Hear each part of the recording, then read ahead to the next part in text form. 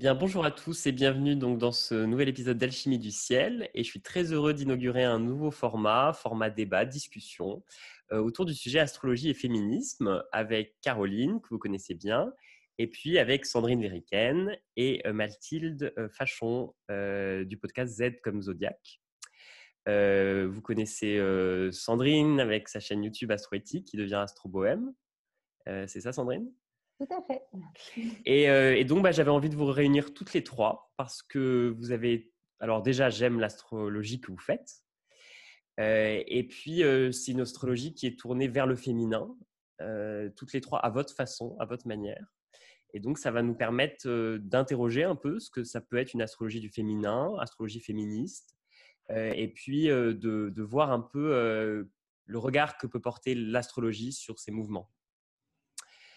Donc, je vais commencer peut-être par vous poser une question chacune. Sandrine, pendant longtemps, tu as écrit des horoscopes dans des magazines, des journaux, et puis Oui. à un moment, en 2012, tu as changé un peu de vie professionnelle et tu as Mhm. ouvert ta propre chaîne YouTube, Oui. ton site internet, à ton image, avec ta couleur et ta créativité personnelle. Et aujourd'hui, tu es suivie par une grande communauté. Est-ce qu'à un moment, tu t'es sentie pionnière dans ce que tu faisais? Parce que tu es une des premières finalement en France à avoir ouvert une chaîne YouTube sur l'astrologie. Et donc, ma question, c'est en fait, est-ce qu'à un moment, tu t'es sentie pionnière et en tant que femme aussi? Alors écoute, non, ça, j'ai jamais pensé comme ça. En fait, ça s'est fait de façon très fluide, très spontanée. C'était le bon moment pour moi. Ma rencontre avec Lilou Massé a été un grand déclenchement. Donc, elle a une énergie entrepreneuriale très forte qui libère en fait, voilà, qui m'a en fait, qui a libéré mon audace et voilà. Pour moi, je me sentais pas je me suis jamais sentie particulièrement pionnière. C'est vrai j'ai vu qu'il y avait Sophia aussi à l'époque déjà. Enfin voilà, donc pour moi en fait non, c'était c'était une première vague en fait. Aujourd'hui, l'astrologie est vraiment à la mode. Il y a des chaînes d'astrologie et des comptes Instagram autour de l'astrologie qui fleurissent de partout. Euh, et je pense que voilà, j'ai fait partie de cette première vague. Mm. Euh, Tout simplement. Mais je me suis jamais sentie pionnière. Non, ça vraiment, c'est pas quelque chose qui m'est passé par là. Et est-ce que tu as conscience que tu as une parole qui porte parce que tu as comment dire, une communauté qui est assez forte et donc de l'impact que tu peux avoir sur les gens? Alors, c'est paradoxal. Je m'en rends compte quand je lis les messages, parce que je lis vraiment tous les messages. Je ne prends pas toujours le temps de tout répondre parce que c'est énorme. Mais oui, oui, je lis les messages qui me sont adressés. J'essaye de répondre, voilà, ou de faire un petit clin d'œil, un bisou, un cœur, en tout cas, voilà, dire que je l'ai lu. Et là, je me rends compte, effectivement, je reçois aussi des fois des messages qui me disent que ben, ça fait du bien. Et donc là, je me dis, waouh, magnifique. Et sinon, tu sais, c'est particulier parce qu'on est derrière notre écran. Et donc, en fait, ça crée une espèce de… où je suis dans ma petite bulle, quoi, en fait, et je réalise pas. Et puis, en plus, quand je canalise le message, je, je suis dans un état de réceptivité, je ne me rends pas compte, en fait. Souvent, on me dit, bah, tu as dit ça. Ah bon, j'ai dit ça? Parce qu'en fait, je suis inspirée. Et donc, oui, non, je ne réalise pas trop. Et tant mieux, je pense que ça permet une espèce de déconnexion comme ça qui est pas mal, en fait. Mm. Et progressivement, au fur et à mesure, tu es allé de plus en plus vers une astrologie du féminin. C'est quand même ça qui t'a attiré et qui t'a plu. Est-ce que Oui. c'était présent depuis longtemps ou est-ce que tu as senti quelque chose éclore à un moment? Oui, en fait, si tu veux, c'est arrivé avec l'énergie de la Lune, en fait. C'est quand je suis sortie de cette croyance que la vie est un combat, de cette énergie linéaire, en fait. Et je me suis rendu compte que, bon, pourtant, je fais l'astrologie depuis longtemps, mais j'étais dans une posture très euh, masculine, en fait, avec cette énergie linéaire et on avance, on avance, on avance. Et je ne m'étais pas du tout connectée à mon ventre, à mon énergie féminine propre. Et c'est arrivé par, en fait, l'envie de proposer quelque chose de plus doux, de plus harmonieux. Et je pense que la Lune s'est invitée à ce moment-là parce que j'étais prête à être connectée à ce féminin en moi. Et depuis, je ne cesse de l'explorer. Hein. voilà, en ce moment, tout ce qui se passe me connecte encore plus à ce ventre qui me fait faire des choix uniques et précieux, en fait. Et en rebaptisant ton site Astro Bohème, c'est un peu l'aboutissement peut-être de tout ce Une processus-là, quoi. étape, Ouais. c'est une étape, c'est une Mm. étape. La bohème, pour moi, symbolise la liberté d'être. Avec Uranus sur mon milieu du ciel, je pense que j'avais vraiment besoin de me faire le cadeau de cette liberté, qui est le cadeau de libérer complètement ma créativité, de ne pas faire que de l'astrologie, de pouvoir faire des oracles et plein d'autres choses, Mm. tout ce qui me traverse par la tête. Voilà. Et on parlera de tes dernières créations. Toi, Caro, tu es venue à l'astrologie beaucoup avec des voyages, peut-être des voyages intérieurs, des rêves, toute cette richesse onirique que je te connais. Et puis des voyages, parce que tu as travaillé aussi l'astrologie à l'étranger, au contact de l'étranger. Comment est-ce que ces voyages et ce rapport à l'étranger t'a un petit peu façonné dans ta pratique astrologique et pratique astrologique du féminin? Et puis, tu vis aujourd'hui au Guatemala, tu nous en parles souvent. Et ma question pour toi, c'était un peu finalement, comment est-ce que tu te vis en tant que femme astrologue dans tes interactions sociales aussi à Mm. l'étranger, dans ce pays qui est le Guatemala? Oui, c'est intéressant parce que en fait, je suis venue aussi par rapport aux livres. Le fait d'être à l'étranger et d'être dans des pays où c'est pas facile d'avoir accès aux livres, ça a fait que j'ai dû être créative à aller chercher des livres dans plusieurs langues. Et ce qui était le plus accessible, c'était beaucoup de matériel en anglais.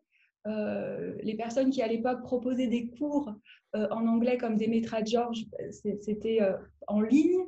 Donc c'est marrant, c'est souvent, tu sais, par quelque chose en fait, quelque chose qui manque que tu deviens créative et que tu t'ouvres un petit peu. Je sais pas, j'ai vécu en Argentine et je sais pas pourquoi j'avais le contact, j'étais sur la mail list d'une astrologue argentine et donc j'ai pris des cours aussi avec elle. Ça s'est fait un peu par hasard. Et après, c'est un peu bizarre ma posture au Guatemala parce qu'en fait, la plupart des gens ne savent pas ce que je fais. C'est-à-dire que moi, je suis maman de l'école, de ma fille, et c'est un pays où comme il y a beaucoup d'étrangers et on ne sait parfois pas trop ce qu'ils font, bah moi, si on ne me demande pas, je ne dis pas. Et la plupart des gens, tu sais, même dans un taxi ou comme ça, je dis non, je travaille en ligne, je travaille de chez moi. J'explique jamais sur je crois que c'est mon papier de machin, c'est marqué thérapeute ou je sais pas quoi. Mais en fait, j'aime bien parce que ça me permet d'avoir un peu, comme disait Sandrine, c'est un peu dans ma bulle, c'est un peu mon espace sacré. Après, ce qui peut me manquer, bon, on l'a en ligne avec le podcast de partager, mais ce n'est pas quelque chose que je mets forcément en avant dans ma vie sociale, en fait. Hmm. Après, j'ai des gens ici, les personnes qui savent que je fais de l'astrologie, étonnamment, en Amérique latine, c'est plus des artistes. C'est-à-dire, je suis plus amie avec des artistes qui travaillent sur les planètes ou des choses comme ça que avec directement d'autres astrologues. C'est marrant. Euh, Toi, Mathilde, je sais que tu es passée par un parcours un peu comme moi. Tu as fait Sciences Po et puis après, si je puis dire, tu as assumé pleinement, tu Bifurqué. as bifurqué et tu as assumé pleinement ta passion pour l'astrologie, qui était une passion qui était familiale, je crois. Il y avait une transmission. Et puis, en parallèle, il me semble que tu fais aussi de la cuisine et tu as ouvert un café qui s'appelle le Café Consort. Contre ça. Ouais, c'est ça, d'accord. Contresort, pardon. Et ce que je voulais un peu savoir, c'est qu'est-ce qui t'a poussé en fait à faire ces choix peut-être que je pourrais juger de radicaux. Oui, bah moi, le premier chemin de traverse, en effet, c'était pas du tout l'astrologie, c'était la restauration. C'est-à-dire que je m'intéresse à l'astrologie depuis que je suis enfant. En effet, j'ai une tante, Zoé Fachan, qui est astrologue, qui écrivait des livres très pointus de grammaire astrologique, etc. Et donc, ça m'avait toujours fascinée. Mais c'était vraiment un hobby et j'en parlais pas tout le temps. Et voilà, c'était quelque chose que je vivais plutôt dans un cadre plus intime. Et donc, oui, moi, le premier chemin de traverse, la première bifurcation, c'était ciao, je quitte les relations presse, je quitte le monde post-Sciences Po, etc. pour me reconvertir en pâtisserie.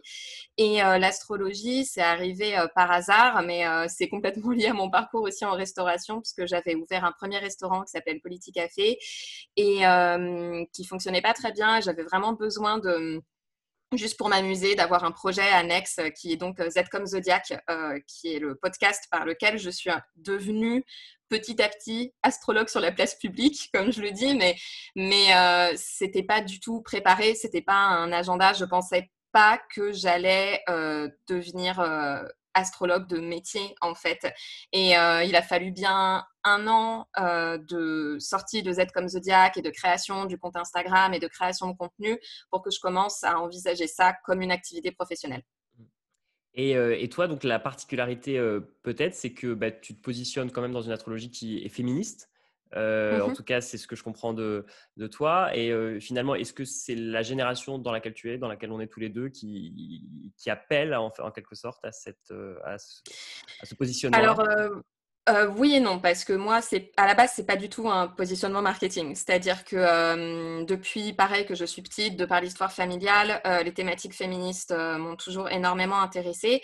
Après, il faut bien avoir en tête que le féminisme, c'est un mouvement global, mais qu'à l'intérieur du mouvement féministe, qui donc tend juste à faire en sorte de réduire les inégalités entre les genres, il y a plein de courants différents. C'est-à-dire que je pense qu'on va en parler aujourd'hui. Il y a plein d'astrologues qui peuvent être féministes, mais qui, selon leur portrait sociologique, selon qu'elles sont blanches, racisées, hétérosexuelles ou bisexuelles, lesbiennes, etc., selon qu'elles sont plutôt bourgeoises ou plutôt précaires. Enfin, on ne va pas forcément avoir la même vision du féminisme. Donc, en effet, moi, j'ai un féminisme qui a beaucoup évolué depuis que j'ai 8 ans et que j'ai commencé à m'énerver sur des choses que je voyais en cours de récréation. Et donc ça, en effet, ça influence grandement mon contenu. Et aussi parce que d'ailleurs, l'astrologie, même si ça m'a toujours beaucoup intéressée, moi je me rappelle très bien d'avoir pris en effet ouvert des manuels quand j'étais adolescente, des manuels qui étaient un petit peu datés, mais je pense qu'on peut en trouver des fois, malheureusement d'ailleurs, encore des choses un peu similaires actuellement, et qui portaient des jugements que je trouvais extrêmement enfermant et avec beaucoup de misogynie intégrée sur certains placements du genre conjonction Mars-Uranus dans le thème d'une femme, c'est maléfique. Enfin, c'est clairement des choses que j'ai vues. Alors, moi, j'étais mais pourquoi chez les hommes ce serait pas maléfique du coup? Enfin, déjà on peut déconstruire sur pourquoi une conjonction serait forcément mauvaise, mais en plus de ça, s'il y a vraiment une différence de traitement entre hommes et femmes, qu'est-ce qu'on en fait de cette information-là? Alors, le paradoxe peut-être, et c'est ça un peu qui a guidé mon envie de faire cet épisode avec vous, c'est le paradoxe, et je trouve qu'aujourd'hui, on parle énormément d'astrologie, enfin j'ai l'impression. En tout cas, l'astrologie peut-être type horoscope des magazines féminins, elle est à peu près partout. En parallèle, il y a une émergence d'une astrologie spirituelle qui est tournée vers le féminin, je pourrais dire ça comme ça. Et donc, en fait, ce que je voulais vous demander, c'est est-ce que ça, c'est pour vous, c'est toujours au service des femmes, en fait? C'est-à-dire à la fois l'astrologie horoscope ou l'astrologie féminin New Age, on pourrait dire. Dans quelle mesure est-ce qu'elle est au service des femmes, en fait? C'est une grande question. En fait, si tu veux, c'est de toute façon, est-ce que ça va nourrir l'ego ou est-ce que ça va nourrir l'âme, en fait? Moi, je pense que tout est utile. C'est vrai qu'il y a des fois où on voit, si tu veux, c'est à la mode et cet engouement et ces raccourcis des fois que l'on trouve. Il y a des fois où ça peut être un peu agaçant. Et puis, je me dis, ben non, en fait, c'est une porte d'entrée. C'est une porte d'entrée vers une autre façon de voir la vie. Parce que ça nous sort d'une logique, en fait, binaire, et où on va tout d'un coup rentrer dans un monde du symbole, un monde passionnant, où on se rend compte que la vie, ça peut être autre chose que ce que l'on croit. Et donc, voilà, pour moi, en fait, le fait que quel que soit, enfin, que ce soit ce côté horoscopique, TikTok, tout ça, moi, je trouve que ça démocratise énormément. Et en fait, je me surprends des fois à faire la vieille n'importe quoi. Et puis, tu sais, avoir ce côté, mais c'est ridicule. Et puis, en fait, non, tout de suite, je me dis, mais non, sois bienveillante vis-à-vis de tout ça, parce qu'en fait, je me rends compte, par exemple, il y a plein de jeunes filles de la génération de ma fille et de mon fils, et qui, grâce à TikTok, par exemple, trouvent l'astrologie, sont ouverts à l'astrologie, au monde des sorcières, et puis après, ça fait des super discussions. Et, moi, je me dis, ça ouvre l'esprit à quelque chose d'autre. Ça fait partie de l'évolution des consciences. Donc, pour moi, c'est quelque chose que je regarde avec bienveillance, en tout cas. Et pour toi, Mathilde, tu veux réagir? Oui, en fait, je pense que, en effet, tu ouvres un peu la boîte de Pandore et que tout dépend du contexte par rapport à ce sujet de ce que tu disais, c'était est-ce que la mode de l'astrologie sert ou dessert les femmes? Un C'était peu, bien ça ouais, la question. c'est aussi ça que Ouais. j'avais envie de vous Bien demander. Ouais. sûr. Non, mais je pense, moi, justement, c'est un peu le cœur de ma réflexion, qui est en évolution constante. Hein, donc, en fait, ça dépend. Déjà, si on parle de personnes qui sont déjà intéressées par l'astrologie ou de personnes qui n'aiment pas l'astrologie et qui se posent dans une position de détracteur ou de détractrice de l'astrologie. C'est-à-dire que moi, j'ai déjà entendu et même j'ai déjà été confrontée parfois un peu brutalement, en effet, dans des milieux un peu militants, etc. En fait, l'astrologie, c'est vraiment un truc de bonne femme. Voilà, c'est cette espèce de cliché de vu que c'est pas une science dure. Et que c'est un format, le format de l'horoscope tel qu'on le connaît, qui a été très repris par des magazines féminins, c'est un truc de gonzesses qui vont déserter les cours de maths pour aller vers des choses qui, au final, n'ont pas vraiment de fondement, de structure, etc.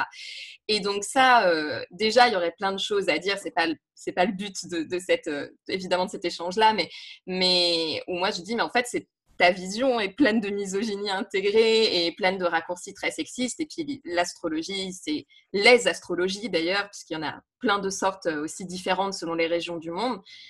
C'est quand même des savoirs qui sont très très vieux et pendant très longtemps, même des siècles finalement, c'était un savoir. Donc en Europe, c'était plutôt les hommes qu'on autorisait et qu'on encourageait à être dans l'érudition. Et donc la plupart des astrologues auxquels on fait référence, comme les sages, les anciens, ce sont quasiment que des hommes.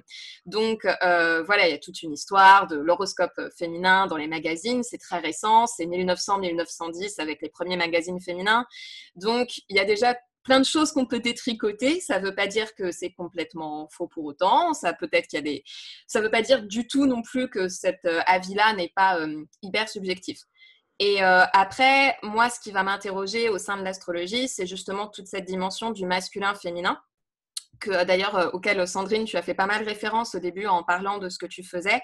Et donc là, c'est le grand sujet. C'est-à-dire, moi, je pense vraiment que ça peut libérer certaines femmes, justement, comme tu l'as dit d'ailleurs, Sandrine, qu'au début, tu te trouvais dans une énergie très, peut-être, d'initiative tout le temps, d'être toujours dans l'action, de ne pas prendre de temps pour l'introspection. Enfin, c'est ce que j'ai cru comprendre. Oui, oui, tout à fait. Donc, voilà, se sentir tout d'un coup redevenir, se sentir à nouveau autorisé à développer une sensibilité, à être dans la réceptivité, toutes ces énergies d'introversion. Moi, je comprends tout à fait qu'il y ait des femmes qui se sentent empouvoirées vers ça. Après, moi, je sais que j'ai un parcours différent et que moi, j'ai toujours été plutôt dans une énergie yin, justement, et plutôt d'introversion assez naturellement. Et ça a plutôt été mon chemin inverse d'aller vers quelque chose d'un peu plus extraverti au fur et à mesure. Et moi, je suis à un stade où, et justement grâce à plein de lectures féministes, où je suis plutôt dans la déconstruction du masculin et du féminin et où je me dis, en fait, masculin et féminin, c'est vraiment des constructions sociales. Et c'est pour ça que je sais qu'en termes de choix de vocabulaire, moi, j'essaye plutôt, mais c'est vraiment, je dis pas que j'ai raison, c'est vraiment des parcours différents et puis, encore une fois, ça peut évoluer. Moi, je sais qu'actuellement, j'essaye beaucoup de dégenrer ces termes-là et c'est pas vraiment juste pour une posture philosophique, mais vraiment pour me montrer... essayer de produire du contenu qui soit inclusif autant pour les femmes, pour les hommes, qu'aussi pour des personnes qui sont transgenres, qui sont non-binaires, qui sont dans une fluidité de genre, et pour qui ces choix-là vont être importants. Voilà. Alors, on en parlait justement tout à l'heure avec Caroline. Jusqu'à quel point, en quelque sorte, est-ce que les les planètes ou les archétypes sont genrés en quelque sorte et à quel point est-ce qu'on peut finalement déconstruire ça? Qu'est-ce que tu en penses, toi, Caroline? Oui, c'est ce que je disais, je sais plus où je disais, je crois que c'est un astrologue qui disait, le problème c'est qu'en Occident, on n'a pas de yin et yang. Donc on a associé le yin et yang à féminin, masculin.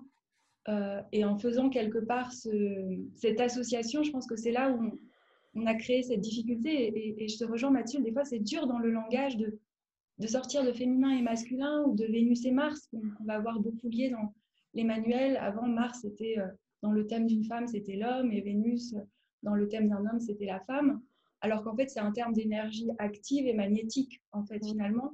Et parfois, on dit énergie masculine et féminine. Et je trouve qu'il y a vraiment peut-être un besoin d'enrichir justement le vocabulaire aussi pour pouvoir exprimer ces archétypes de manière, j'allais dire, je ne sais pas, qui dépasse. Sinon, on fait des associations faciles. Et moi, je me vois souvent en séance dire, mais c'est pas genré. Enfin, mais c'est difficile, je trouve, des fois, d'ajuster. Et moi, je me rappelle que j'ai découvert justement les astéroïdes qu'on dit féminins. Enfin, en tout cas, c'était au début des George qui explique bien ça, puisqu'ils ont été découverts il y a longtemps, mais ils ont émergé dans la pratique astrologique dans les années 70, donc au moment justement des mouvements féministes. Et c'est ce qu'elle dit. Avant, il n'y avait que Vénus et la Lune. Et je ne sais pas vous, mais moi, quand j'ai découvert ça, je dis, parce que j'aimais bien la mythologie, je me dis, la mythologie de Vénus, bon, elle est quand même complètement amorale. Et après, on a la Lune qui est la mère. Et je trouvais que c'était vraiment des fois l'amante et la mère et que c'était très réducteur par rapport à d'autres visages ou d'autres choses qu'on peut sentir en soi. Hein Ouais. Alors, oui, vas-y.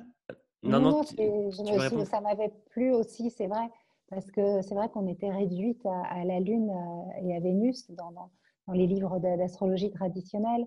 Moi, j'aime bien parler du féminin de l'être, du féminin ou du masculin de l'être que l'on porte chacun en nous, en fait. Et c'est vrai que pour moi, le yin et le yang, c'est vraiment une énergie féminine et une énergie masculine, que l'on soit homme ou femme. Et finalement, voilà, même les astéroïdes qui ont des noms féminins, ça va parler. Enfin, je trouve que voilà, c'est pas forcément le féminin de l'être. Enfin, pour un homme, par exemple, je trouve que ça vient vraiment nous toucher à des endroits. Enfin, moi, je les ai associés aux blessures, mais en fait, oui, j'essaye de vraiment de pas faire de distinction en fait et de plus raisonner en termes d'énergie, comme tu le fais, enfin comme tu le dis si bien. Comme ça que ça marche le mieux, je trouve. Je trouve aussi quelque chose qui est intéressant, je ne sais pas vous, mais même certaines associations, Neptune, Uranus, pourquoi Uranus c'est pas Pandora? Pourquoi Neptune c'est pas une déesse de l'eau? Il y a des choses comme ça, des fois je me dis est-ce qu'on aurait le droit ou pas, mais je ne sais pas vous, quand vous connectez à ces planètes ou à leurs manifestations, des fois je me dis c'est vrai qu'il y a certains noms, on se dit tiens, on aurait pu aussi leur mettre un autre nom, quoi. Et moi, ce qui m'a beaucoup marqué aussi, c'était au début, la Lune était des dieux masculins. Hein. C'était le dieu Sin qui est devenu Ishtar. Et il y a eu vraiment dans la mythologie comme ça un renversement où les forces de la Lune sont allées dans l'inconscient et où les héros solaires. Donc ça parle aussi du rapport du Soleil et de la Lune, si on veut le voir en termes de symboles. Mais c'est très juste ce que tu dis. En fait, il faut vraiment, je pense, garder en tête que l'astrologie, c'est un outil éminemment culturel, dans le sens où les astrologies reflètent toujours les réalités culturelles des mondes dont elles émanent, puisque c'est littéralement une projection de l'être humain sur le ciel par rapport à la mythologie qui est mise en place dans une société. Donc, à partir de là, moi, je suis d'accord avec toi qu'on pourrait être complètement... avoir une énergie justement uranienne et se dire on va aller un peu secouer les cloches de tout ça. Pourquoi ne pas présenter en effet par exemple Neptune comme une déesse voilà, aquatique? Pourquoi pas? Puisqu'en fait Neptune il sort d'un contexte qui est le contexte de l'Antiquité gréco-romaine, qui est quand même pas le monde aussi le moins patriarcal qui soit, voilà, où la femme est quand même pas non plus une position très très confortable dans ce monde-là. Et donc c'est normal que la mythologie et l'astrologie qui est découlée de ce système-là reflètent encore ça. Donc, à nous de le réinventer. Et tu l'as très bien dit que, par exemple, il y avait aussi des déesses du soleil et puis que ça a été passé par le filtre de population et de société dont on est encore en héritage. Mais par exemple, moi, j'ai vécu au Japon et au Japon, la déesse du soleil, bah voilà, c'est une déesse, c'est Amaterasu et pourtant, elle a des énergies vraiment aussi d'extraversion. C'est censé être la mère du pouvoir impérial, donc on est dans quelque chose de très masculin. Et d'ailleurs, le Japon est un pays super patriarcal aussi à sa manière. Encore une fois, c'est pas non plus forcément le pays où il y a le moins de carcans de genre, loin de là. Mais on retrouve quand même d'autres bestiaires mythologiques et d'autres façons d'interpréter les choses. Donc, on a besoin de se réinventer des figures, ça c'est sûr. Mais on est en train de le faire, je pense. Hein. Je pense que Complètement. c'est vraiment ce qui se passe. Et ce qui est intéressant, c'est que d'une certaine manière, chacune à votre façon, vous avez enrichi un peu en quelque sorte les figures astrologiques. Si je pense à toi, par exemple, Sandrine, avec tes 12 visages de déesses, est-ce que c'est pas aussi bien une manière de pouvoir colorer de cet archétype justement féminin chacun des signes du zodiaque? Oui, j'avais envie, en fait. Je me suis dit, mais il y a une énergie féminine dans le zodiaque, puisque c'est cyclique. Et donc, du coup, je me suis laissée porter par mon inspiration et j'ai voulu associer par des voyages que j'ai appelés des voyages divins. Donc, c'est vraiment quelque chose qui nous embarque, des déesses à l'énergie de chaque signe. Et j'avais vraiment, voilà, j'étais portée par cette vibration féminine.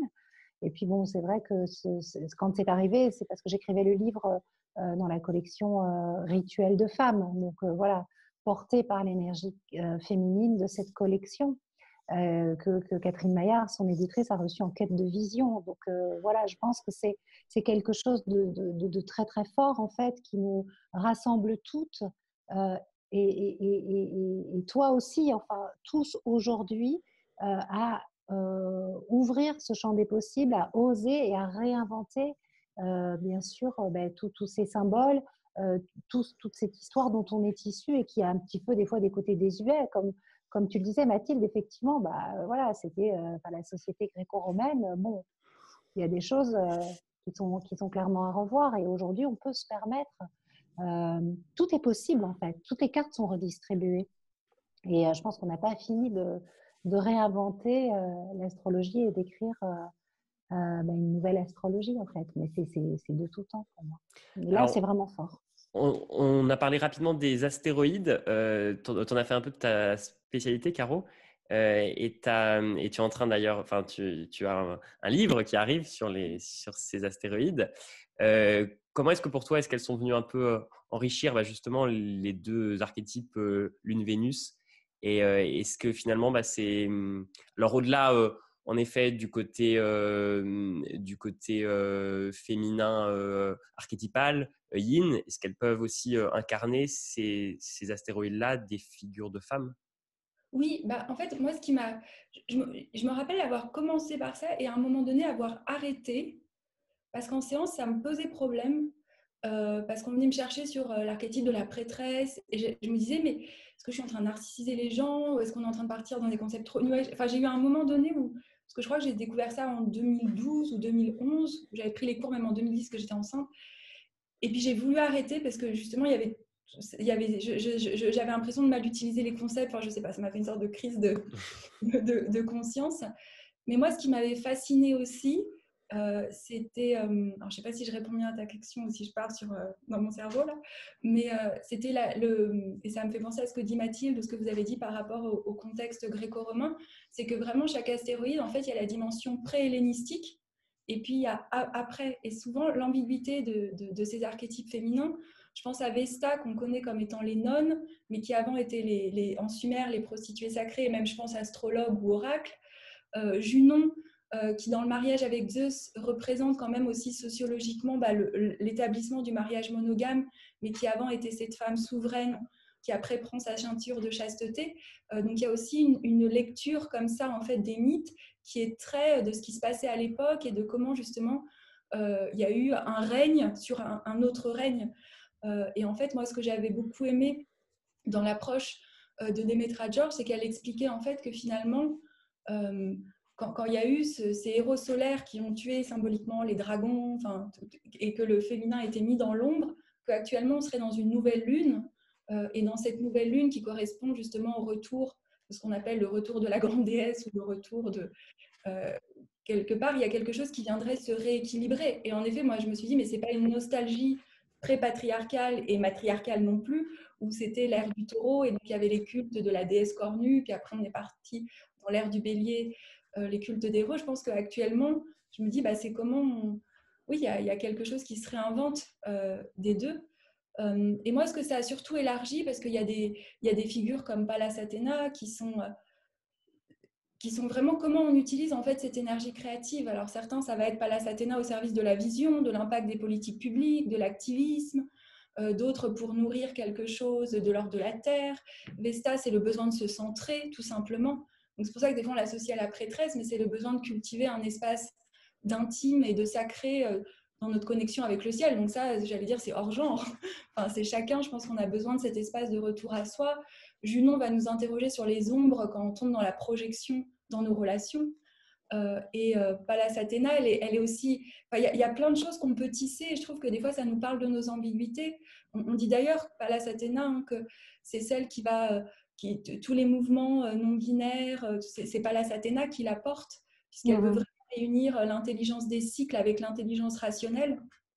Donc il y a quelque part où on parle aussi de cette réunion, puisqu'elle se rappelle que sa mère c'est Métis, il y a le lien aussi à la Méduse, qui est donc c'est des symboles, mais en effet moi ces symboles me parlent et on peut vraiment les voir aussi, j'allais dire, dans nos vies ou dans les grands mouvements. Tu avais fait, Sandrine, des astro-coachings sur les blessures de l'âme en lien avec les... Et tu parlais finalement des...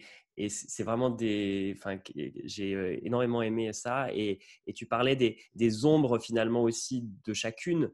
Et si on prend par exemple Pallas Athéna, c'est aussi la figure de l'Amazone qui parfois peut être à l'avant-garde de certains combats et qui peut aussi se couper d'une certaine reliance peut-être.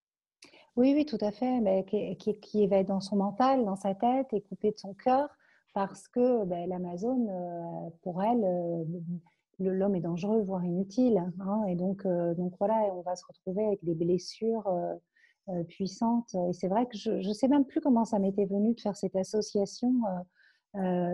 Tu sais, moi, ça m'arrive, c'est sous la douche. J'ai écouté votre dernier, on parlait des inspirations, et notre c'est dans la douche. Moi, c'est sous la douche. Et là, c'est venu, je dis, ah oui, mais en fait, tout d'un coup, puis j'allais chercher mes références, j'ai voulu les associer à ça. Et c'est vrai que cette blessure de l'Amazone, pour moi, avec Pallas, c'est quelque chose qui concerne beaucoup d'hommes et de femmes, en fait, puisque c'est la blessure du féminin et du masculin, en fait, qui doit se réécrire aujourd'hui et et l'idée aujourd'hui, c'est de trouver ce juste équilibre, en fait, de sortir du combat, parce que sinon, déposer les armes, en fait. En fait, moi, c'était ça qui... Alors, je te donne la parole juste après, Mathilde, mais je voudrais juste finir avec ça. En fait, moi, c'est vrai que ça m'avait interrogé à un endroit, c'est que tu disais, Sandrine, que d'une certaine manière, si on était toujours dans la réactivation de cette blessure d'injustice, en quelque sorte, et on se blessait en fait en permanence, quoi. Et oui, bon, je parle quelque part, je parle de, enfin, oui, c'est-à-dire qu'à un moment, on peut pas vivre tout le temps en étant dans le combat, en fait. Je pense qu'il faut savoir baisser les armes, parce qu'en fait, ce qui nous est transmis, on fonctionne plus avec la réalité de ce qui est, on fonctionne avec ce qui nous a été transmis et appris, et avec les blessures de nos grands-mères, de nos mamans. Et en fait, pour moi, la vie est tout sauf un combat. Voilà. Donc, bon, peut-être que c'est ma lune en balance qui me fait parler comme ça, mais conjointe à Pluton. Donc, autant te dire que j'en ai mené des combats et que voilà, il ne faut pas grand-chose pour réactiver l'Amazone en moi. Je suis voilà, très, très Amazone à la base parce que la violence du masculin, je la porte dans mon arbre généalogique. Donc, forcément, il ne faut pas grand-chose pour que mon cerveau reptilien limbique réagisse, en fait. Mais j'ai appris à fonctionner autrement. Et effectivement, cette blessure, si on l'entretient parce qu'on pense que elle est encore d'actualité, en fait, elle va rester d'actualité. Tu voulais réagir peut-être, Mathilde? Oui, oui, oui. J'ai la lune en balance aussi d'ailleurs, donc peace complètement d'accord avec ça. Mais par contre, en fait, je pense que bon, depuis tout à l'heure, ce qui revient beaucoup, c'est la nécessité de réinventer des codes, donc de réinventer en fait un récit, donc de changer le storytelling. Et par rapport à l'exemple que tu viens de donner, Sandrine, qui est très intéressant sur l'Amazon, mais moi justement, ce qui me manque beaucoup et ce qui m'a beaucoup manqué même dans les manuels, etc., c'est justement, finalement, on se préoccupe aussi beaucoup des figures féminines, mais en fait, il y a tout un pan de figures masculines à côté desquelles on passe complètement. Je m'explique. Là, donc, en effet, en ce moment, je viens de terminer justement d'écrire le plus gros d'un livre sur comment utiliser l'astrologie en déconstruisant les carcans de genre. Et je me suis retapé beaucoup de vieux manuels, mais avec lesquels j'avais commencé mon apprentissage. Je trouve ça fou qu'à plein d'endroits, j'ai trouvé, par exemple, des pistes qui diraient attention, dans le thème d'une femme, ça peut vouloir dire qu'elle a subi une agression sexuelle ou de la violence, etc. Par contre, l'inverse, c'est-à-dire de dire attention, dans le thème d'un homme, là, peut y avoir une proportion à agresser. Il peut y avoir, voilà, justement, une violence qui va être difficilement canalisée. Il peut y avoir de la violence domestique. Il peut y avoir de l'audience. Enfin, voilà, pas besoin de faire tout l'éventail, mais ça, par contre, je l'ai trouvé, je dis bien, nulle part.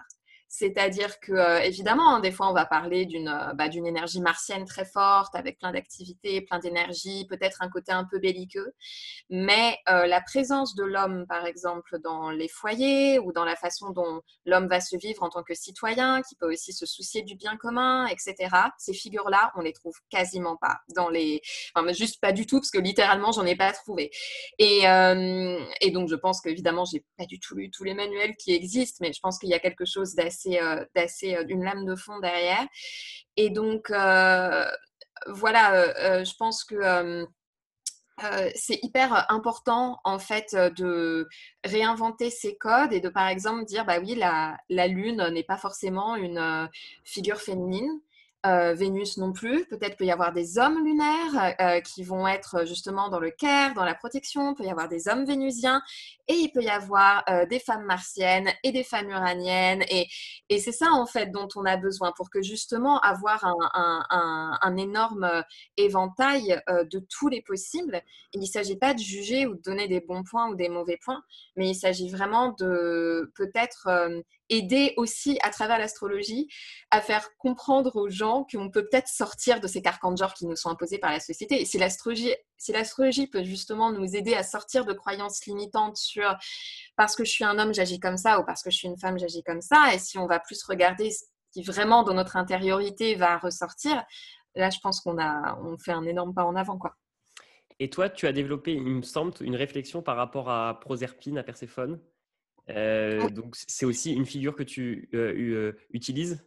Oui, alors c'est pas moi, hein, ça c'est aussi quelque chose qui m'a été transmis. J'ai pas du tout inventé l'eau chaude par rapport à ça. C'est quelque chose qui m'a été transmis notamment par Zoé et donc je sais qu'elle fait partie de ces personnes qui se sont intéressées beaucoup à l'astrologie après la révolution sexuelle et donc il y a plusieurs astrologues qui manient Proserpine. Après Proserpine, la particularité c'est que ce serait un astre fictif, c'est-à-dire ce serait dans la syntaxe astrologique qu'on m'a apprise, on a identifié 11 astres pour 11 signes et il resterait l'astre lié au taureau dont Vénus assure la régence en attendant, qui serait donc sûrement un astre peut-être transsaturnien, peut-être même transplutonien, on ne sait pas, ou juste on ne l'aurait pas encore trouvé, et qui serait en effet Proserpine, planète de consentement, puisqu'on est sur toute cette symbolique du taureau, de cette terre qui en effet se laisse envahir, qui se laisse mais qui est d'accord en fait. Donc elle n'est même pas vraiment envahie, il n'y a pas cette notion d'être agressée ou d'être attaquée. Et donc il y a évidemment plein un peu d'indices. On pourrait se dire, on ne l'a pas encore trouvé parce que cette conscience, en fait, on est en train de la développer en tant qu'humanité, mais on n'y est pas encore. Parce que si on l'avait, il n'y aurait justement pas d'inégalité entre les genres, il n'y aurait pas d'inégalité à l'intérieur des humains, il n'y aurait plus d'esclavage, il y aurait sûrement un rapport très différent à l'écologie et aux ressources naturelles, il y aurait un rapport très différent aux animaux, puisqu'on serait dans cette idée de ne pas outrepasser en fait le consentement et cette zone grise du consentement. Voilà, donc Proserpine, en effet, c'est ma chouchoute. Je pense que ça peut faire réagir ça, Caroline. Il y a un astéroïde aussi qui s'appelle Proserpine. Oui, tout à fait, oui. En Après, effet. c'est pareil, c'est différent. Hein. C'est comme il y a, par exemple, Zeus peut être une planète saturnienne et aussi un astéroïde. Donc, c'est pas, comme tu dis, c'est pas la même référence au même objet céleste. Et c'est vrai que je t'entends souvent. Non, mais je t'entends souvent dire, Caro, qu'il y a un mythe en quelque sorte à réécrire. Et donc, je fais le lien avec ce que dit Mathilde, mais qu'il y a un mythe de la grande déesse qui a peut-être été enfoui et qui est à réécrire, qui est à reconquérir aujourd'hui, et qui viendrait peut-être équilibrer le mythe du héros, qui est le mythe fondateur peut-être de notre monde, je ne sais pas. Oui, puis c'est ce qu'on dit aussi. On dit que comme la découverte d'objets célestes correspond à l'activation de nouvelles cellules psychiques, donc comme le dit Mathilde, on n'a peut-être pas encore activé, donc on n'a pas encore découvert, ou on n'a pas découvert, on n'a pas activé. Enfin, je ne sais pas qui commence ou ça commence. Mais c'est vrai qu'il y a des choses qui manquent, même pour nous, je pense, dans notre grammaire. On sent bien que des fois, on est encore face à des... Moi, je me vois des fois un peu, pardon le mot, un peu galérer, tu sais, en séance avec les mots, avec les concepts. Je m'entends beaucoup dire « Ah, ça c'est galvaudé, mais je ne sais pas quoi dire à la place. » C'est peut-être le côté justement Verseau ou Uranus sur mon milieu du ciel qui aime bien apprendre et puis déconstruire. Mais des fois, je sens que le langage me manque en fait, ou les mots me manquent. J'ai l'idée, je le sens, mais le vocabulaire est pas là en fait. Et c'est intéressant aussi parce que je me dis, tu me posais la question sur le Guatemala et moi je me dis, je vis quand même dans un pays très... il n'y a rien qu'à voir les conditions de divorce quand tu divorces ici. À quel point c'est favorable pour la femme, mais à quel point ça veut dire quelque chose, que ce soit autant favorable pour la femme dans la place de la femme, que vraiment tu es une inutile qui peut rien faire. Mais voilà, je sais pas, ça me fait penser. Non, mais c'est vrai, je me dis, des fois, c'est. Enfin, quand j'entends même la personne, des fois, qui garde ma fille et les histoires, je me dis, ouais, il y a vraiment encore plein de. Enfin, c'est encore très différent d'une culture et d'un pays à un autre, hein, vraiment. Alors, si on reste un peu sur ce signe, le signe du taureau, qui accueille depuis 2018 Uranus, le nonor aussi qui est entré en taureau. Comment est-ce que ça peut enrichir peut-être nos discussions par rapport au féminin, par rapport est-ce que ça peut être ça peut être un réveil justement du féminin, un réveil des femmes et une vague, enfin comment dire, une progression féministe.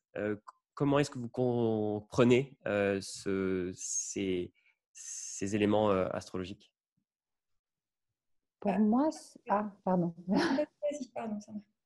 Non, je dis pour moi, c'est beaucoup en lien, qu'on soit homme ou femme, avec une connexion au ventre, en fait, à ce qui est notre intelligence finalement. Au-delà de notre intelligence émotionnelle, c'est notre intelligence de vie, en fait.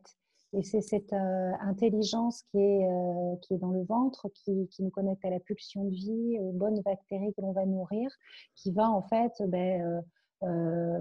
se connecter à notre intelligence émotionnelle, nous permettre d'élaborer, de conceptualiser en étant dans la nuance. Et en fait, pour moi, il y a quelque chose qui se met en place chez beaucoup de personnes à ce niveau-là. C'est ce qu'on va nourrir comme énergie, comme pensée, comme état d'esprit. Et donc, bien sûr, voilà, c'est ces prises de conscience en fait qui sont d'abord dans la tête et qui descendent maintenant dans le ventre. C'est vraiment le mot qui me vient, c'est le ventre. Et qui, en fait, pour moi, tout part de là, que l'on soit homme ou femme. Et si ça descend dans le ventre, c'est là que ça commence à changer. Et ça vient, donc, bien sûr, parce que si on se nourrit mal, on ne nourrit pas les bonnes bactéries à l'intérieur de nous. Et donc, forcément, derrière, on ne peut avoir qu'un état d'esprit négatif avec. Enfin, tout est. Voilà, je ne sais pas si c'est clair ce que je dis, mais en tout cas, pour moi, c'est très lié. Et ça part de là. Et il y a quelque chose qui va bouger à ce niveau-là. Je le ressens depuis que le nœud nord est rentré dans le taureau. Voilà. Ce transit, c'est aussi peut-être le réveil de ce qu'on appelle l'écoféminisme. Oui. Je ne sais pas si vous avez un regard sur ça, Caroline, Mathilde. Vas-y, tu voulais, Caroline, parler? J'ai cru entendre quelque chose, non? Uranus en taureau, il me faisait penser un peu à la déconstruction des formes. Donc des formes, que ce soit notre rapport à la beauté, que ce soit notre rapport à des formes fixes, donc même la forme d'un couple, la forme de... Enfin, toutes les formes stables, en fait, qui sont créées, parce qu'il y a un côté un peu... je suis taureau, hein, mais il y a un côté un peu conservateur, des fois, dans le taureau. Et là, avec Uranus, il est obligé, quelque part, de trouver de la liberté tout en créant d'autres formes, mais vraiment d'habiter... oui, de créer des formes nouvelles. Alors, on pourrait dire que l'ombre, ça pourrait être le transhumanisme et que la technologie mette la main sur le vivant. Ça pourrait être l'ombre pour moi d'un Uranus en taureau. Mais après, Uranus en taureau aussi, c'est peut-être, puisque Uranus, il y a une forme d'intelligence, c'est l'intelligence du vivant. Et c'est ça, hein, je disais à Thomas que Uranus en taureau me faisait penser à l'écoféminisme parce que c'était vraiment cette association, hein, du féminisme avec les cycles de la Terre et qui avait des fois dans le vocabulaire qui était choisi, je crois que je ne sais plus ce que j'avais écouté, qui montrait vraiment que dans le vocabulaire choisi, il y avait tout un vocabulaire en fait qui était très lié. Donc, c'est pas facile. Tu veux réagir, Mathilde? Oui, tout à fait. Pour aller dans le même sens, en effet, pour moi, le taureau, c'est le rapport au bien, aux besoins et aux désirs matériels et physiques et corporels. Donc, pour moi, il y a quelque chose qui doit être revu par rapport au consumérisme, bien sûr. Et donc, on rejoint l'écoféminisme parce que, et en général, les mouvements écologiques de toute façon, puisqu'on est dans cette... on sait maintenant que vraiment que le dérèglement climatique est créé par l'activité humaine, il n'y a plus aucun doute, et que l'activité humaine qui va vraiment dérégler ça, c'est pas n'importe quelle activité humaine, c'est l'activité humaine des pays plutôt riches, voire très riches, et plutôt occidentaux du coup. Et par rapport à l'écoféminisme, ce qui peut être intéressant, c'est que c'est quand même justement une vision en fait très occidentale et très blanche de considérer qu'il y a un regain d'écoféminisme maintenant. En fait, c'est vrai dans nos sociétés, mais ça fait bien longtemps que, je ne sais plus qui est-ce qui avait dit ça, mais qui disait, mais la fin du monde, elle a déjà eu lieu en fait dans plein de pays pauvres qui depuis des années subissent déjà l'arrivée en masse de nos déchets soi-disant recyclés, qui voient leur village s'assécher, et en fait les gens n'ont pas attendu que justement que là les pays riches commencent à avoir un petit peu un petit peu peur. Eux, ça fait longtemps qu'ils sont en train de gérer la fin de leur monde en fait, et qu'ils essayent de trouver des solutions et de se battre. Et en fait, ces combats, j'ai dit ils, mais en fait, je devrais dire IL, et surtout elles, parce que ces combats, ils sont menés en grande partie par les femmes, parce que dans plein de pays, en effet, ça reste quand même les femmes qui doivent gérer la survie de la famille, du foyer, qui refusent d'abandonner leurs enfants et qui du coup doivent bien trouver de l'eau et de la nourriture. Donc, il y a peut-être quelque chose de plus global qui va en effet se faire pour aussi que ce soit les pays qui ont les moyens d'agir, qui prennent conscience de ça et qui peut-être décident de faire un pas dans ce sens-là, quoi. Et le nœud nord en taureau qui va rencontrer Uranus va peut-être apporter quelque chose aussi dans ce sens-là. Ça, c'est pour le taureau. Et puis de l'autre côté, il y a aussi Pluton qui est depuis 2008 en Capricorne. Et là, on a vu, alors on peut peut-être quand même dire un mot du mouvement MeToo qui avait démarré avec un Jupiter en Scorpion. Mais c'était aussi en lien avec ce Pluton de Capricorne finalement, puisque ça s'est aussi beaucoup intensifié lorsque Jupiter est passé en Capricorne. Et finalement, Pluton a aussi ce rôle-là peut-être de purge des systèmes, des structures de pouvoir et du système patriarcal, en tout cas de la manière dont le pouvoir est organisé dans notre société. Oui, il y a une grande déconstruction qui se fait à ce niveau-là.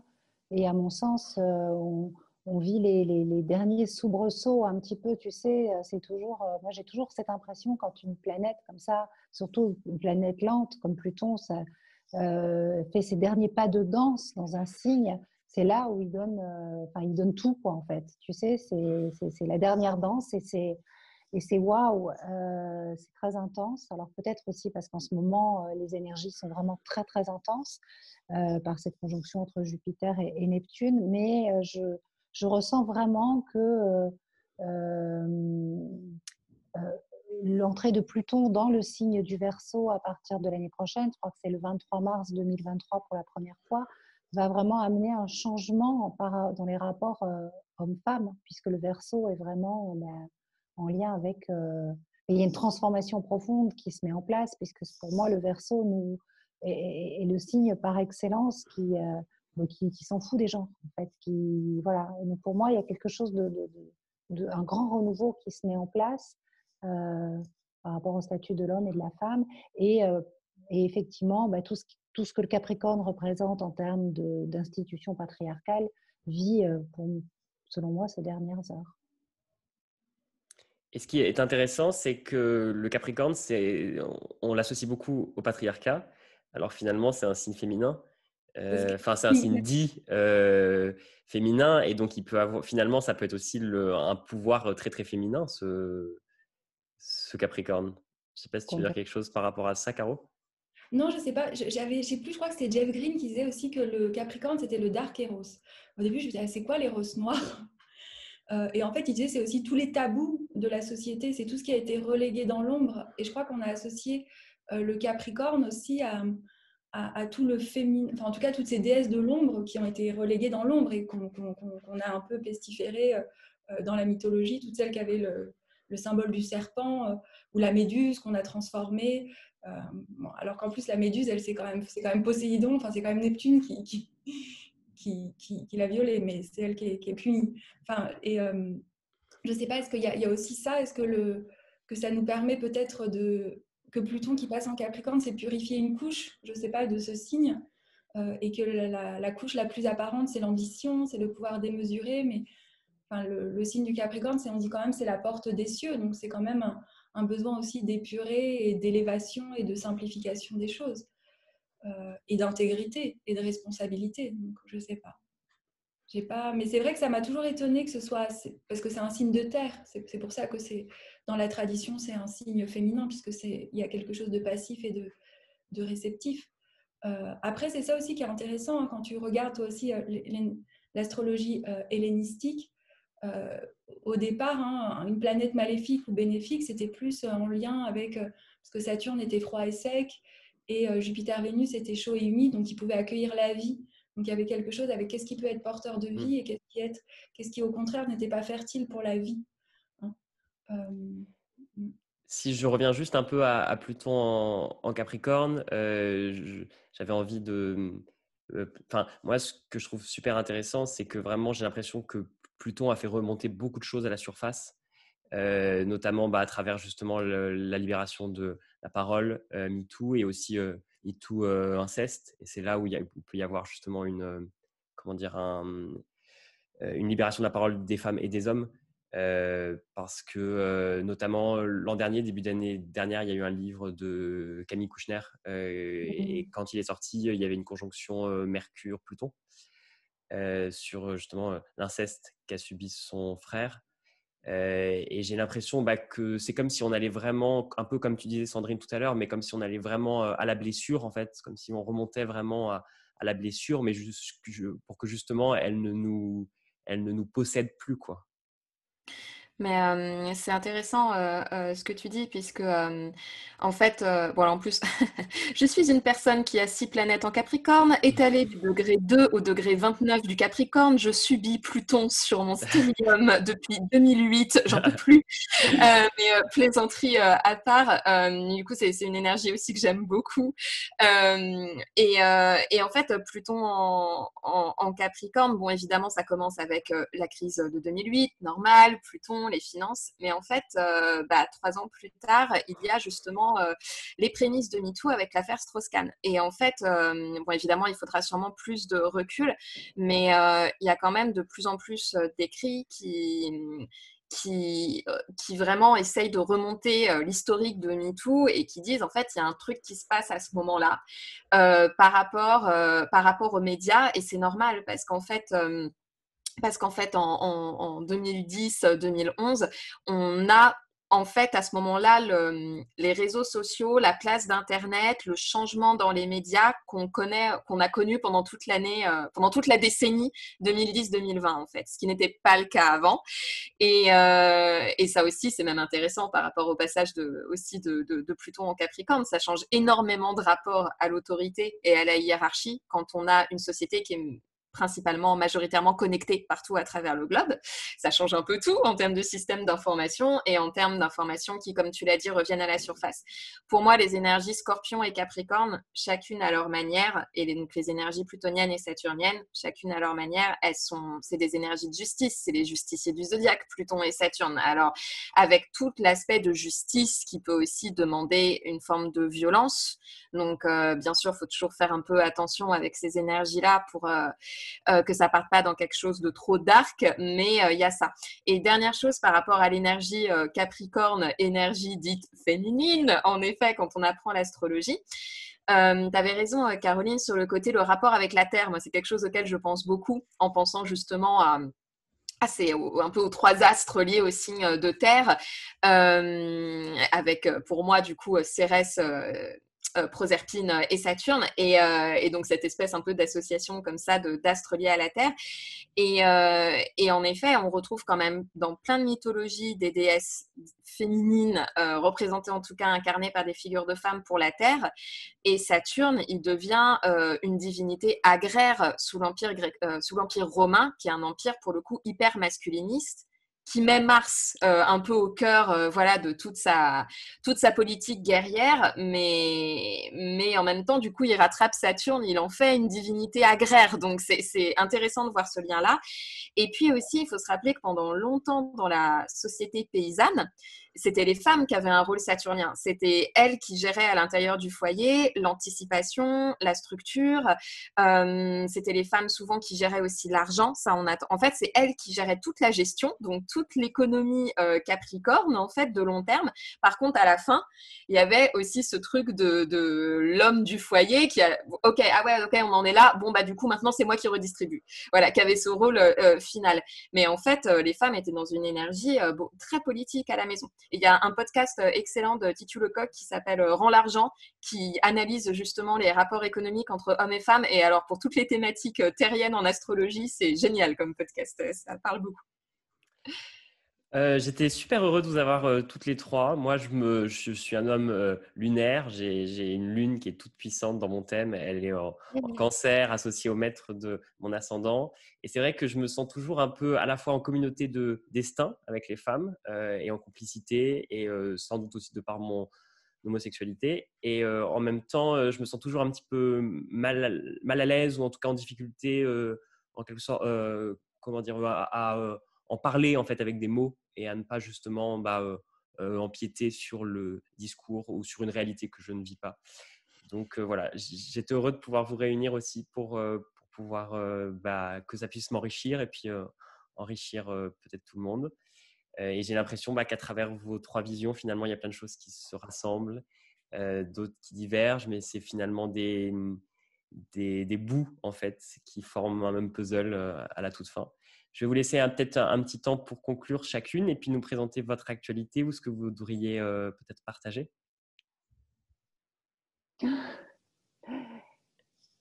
Écoute, moi, je voulais juste te dire que c'était passionnant. Je me suis régalée.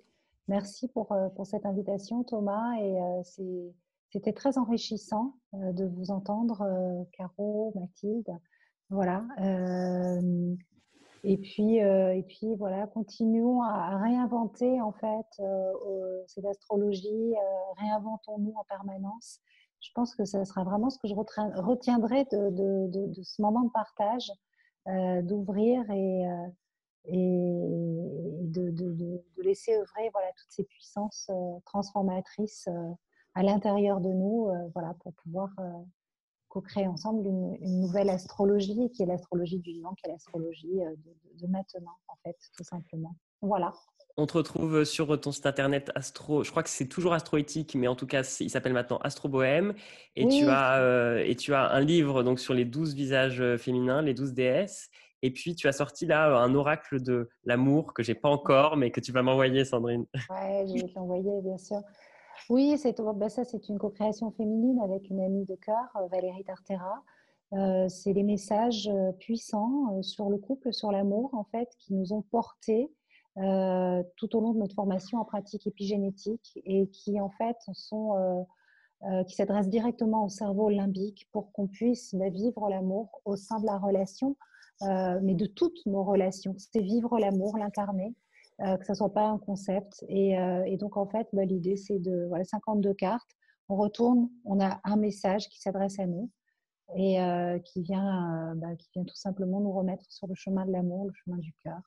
Et c'est quelque chose qui me tient à cœur. Ça fait longtemps qu'on avait envie de consigner ces messages que l'on a en nous, hein, nos petits messages d'évolution, comme on aime bien les proposer dans le astro-coaching, mais là, vraiment dédié à l'amour. Voilà, ça, c'est mon baby du moment, entre autres. J'en ai plein d'autres, mais celui-là, c'est celui qui me tient vraiment à cœur. Mathilde, tu as un livre justement sur notre thème astrologie et féminisme qui est en cours d'écriture, je crois. Est-ce que tu veux conclure et nous partager un peu peut-être quelque chose de ton actualité ? Oui, moi en tout cas, je vais peut-être commencer à la limite par l'actualité. Je vais terminer sur un petit mot après. Donc, en effet, donc moi je sors un livre dont le titre est encore en discussion, mais en automne 2022. Donc, ce sera annoncé sur mon compte Instagram, sur mon site web Z comme Zodiac. Donc, un livre en effet pour déconstruire qu'est-ce que c'est que le masculin, qu'est-ce que c'est que le féminin en astrologie et défaire les carcans de genre lorsqu'on utilise l'outil astrologique. Et puis, j'ai aussi toujours 2 livres en librairie, Astromap, qui est donc un manuel pour décrypter son thème astral. Et il est encore temps de l'acheter, l'Astroplaneur 2022, qui est donc un agenda astrologique pour suivre l'année. On est en février, ça passe encore. Et j'ai le café Contresort, bien sûr, qui réouvre, mon café de sorcière, qui réouvre le 2 mars.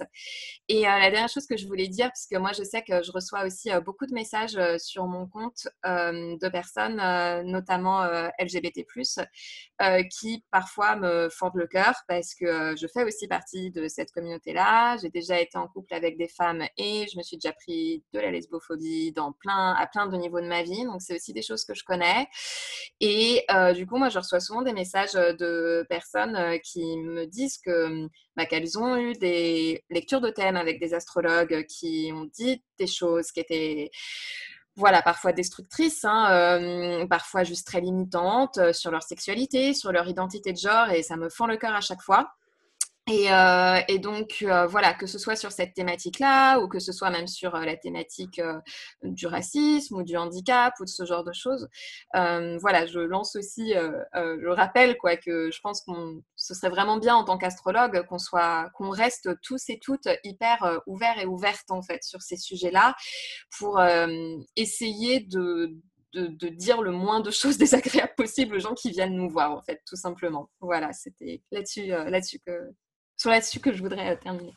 C'est quelque chose que tu fais aussi, Caro. Est-ce que tu veux conclure un petit peu et puis peut-être partager quelque chose de ton actualité ? Oui, puis ça me faisait penser, ça revient à la première question que tu as dit, est-ce que des fois ça peut desservir les femmes ?